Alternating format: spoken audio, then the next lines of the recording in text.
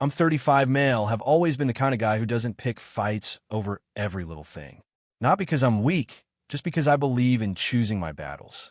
My wife, on the other hand, took that as a free pass to do whatever she wanted. She always told people I was too nice and that I let things go too easily. I never thought much of it. I figure she just didn't understand the difference between being easygoing and being a doormat. Turns out, she understood perfectly. She just thought it meant she could take advantage of me. So, a week ago, I came home from work and heard my wife on a call with her mom. She was laughing. I was about to walk in, but then I heard my name. "He's just a pushover," she said, sounding smug. "I already took the money. He won't do anything." Her mother chuckled. "Good. He won't even check." "Please," my wife scoffed. "Even if he does, what's he gonna do? Yell at me? Leave?" Then her sister chimed in.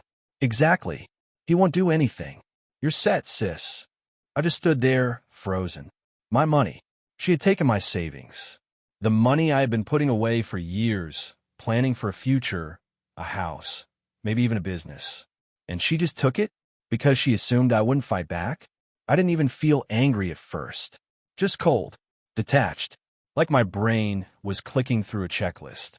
I needed to confirm how much she took, and more importantly, how. That night, after she fell asleep, I checked our joint account. $47,350. Gone. Transferred to an account under her name. I sat there in the dark, staring at the screen, letting it sink in. She hadn't just taken some cash for bills or an emergency. She had drained nearly 50 grand from our savings. And she was laughing about it. I took a deep breath and started gathering everything. Every transfer, every suspicious expense, every text conversation where she played dumb about money. And then I called a lawyer. Turns out, what she did wasn't just betrayal, it was illegal. Taking money from a joint account and transferring it without the other person's consent could be considered marital fraud. And if I play my cards right, I could make sure she regretted this for a long, long time. For the next few days, I played it cool, acted normal, even affectionate. She had no idea I had already frozen our remaining accounts, secured my personal funds, and gathered all the legal ammo I needed. And then, 5 days later, I made my move. That evening, I cooked dinner, poured wine, and kept up the act. She was in a great mood, completely unaware. Halfway through the meal, I casually brought up money. "Hey," I said, swirling my wine glass. "I was thinking about moving some funds around for an investment opportunity. Have you checked the joint account recently?" She hesitated, just for a second, but I caught it. "Oh, no." "What?" I set my glass down. "Because $47,350 is missing." She went pale. What? You heard me." I pulled out my phone, placed it on the table. "You transferred it to your personal account 5 days ago, without telling me." Her hands clenched into fists. I was going to tell you. I held up a hand. "No more lies. I know everything. I heard you talking to your family." Her mouth snapped shut. I leaned back, voice steady. "You have one chance. Transfer the money back. All of it. Right now. Or I press charges." She let out this nervous little laugh.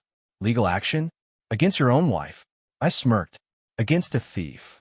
That wiped the smirk off her face. You wouldn't. You're bluffing." I pulled out a folder and slid it across the table. "That's the fraud report. My lawyer is ready to file it. If you refuse, not only will you face legal consequences, but I'll also file for divorce under financial misconduct. You'll walk away with nothing." Her face twisted. She flipped through the documents, her breath coming in short gasps. This isn't fair." I shrugged. "Fair? You stole from me. You mocked me. You thought I'd do nothing. Now you get nothing."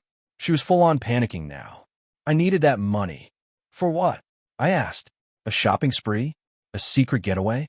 Helping out your equally entitled family?" She didn't answer. I stood up. "You have 1 hour. Transfer the money back, or I press charges." Then I walked out. I sat in my car, phone in my hand, waiting. I knew she'd try something. She had too much pride to just give in. 30 minutes passed. Then 45. My lawyer texted me. "No transfer yet. Let me know if we proceed." And then, 55 minutes in, my phone buzzed. A bank notification. Deposit.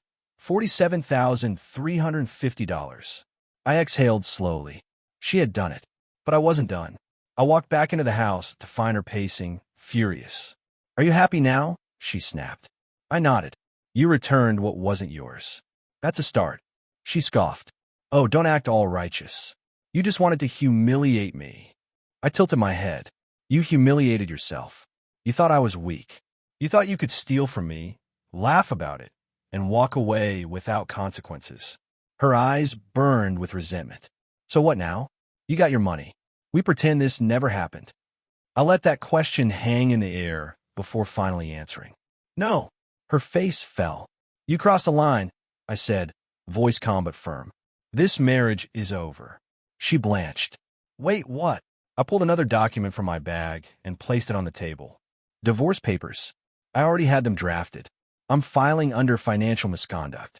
That means you walk away with nothing. Her jaw dropped. You can't be serious. I warned you, I said.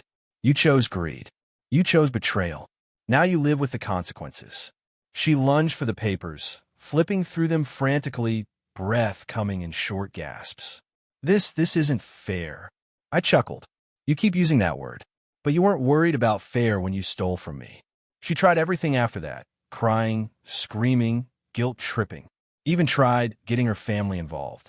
But I was done. Within weeks, she was out of my house, out of my life, and out of money. She had to move back in with her family. And considering how much they laughed at me when they thought I was weak, I made sure they felt it too. I sent an email to her mother and sister, short and sweet. Turns out I did do something. Attached? The legal filings. Her mom called within minutes, voice shrill. You can't do this. You're ruining her life.